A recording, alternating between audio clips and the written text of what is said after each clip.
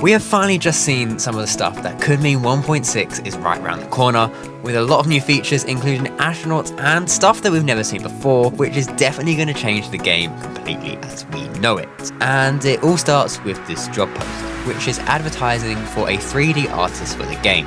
However, we all know that the game is 2D. Reading into it more, there's one part that stands out to me: our upcoming rocket simulation game. And it also states about making even higher quality and more complex games. Now, we saw what seemed to be another game in the works a few years ago, with the project presumably being dropped. But anyways, this wasn't a rocket simulation game, meaning that they could possibly be working on something else here. So before we get onto a brand new look at astronauts, the description also states about space infrastructure like launch pads and runways, possibly indicating the addition of plane parts and space shuttle parts like we have seen in previous space releases, but this is entirely speculation. Also attached to the post are a few images, and specifically looking at this one here, it shows a capsule, very similar to the ones that we've seen in SFS before, but here with the capsule door open, seemingly allowing for astronauts to be able to be seated inside. But how can we know that all of this is real?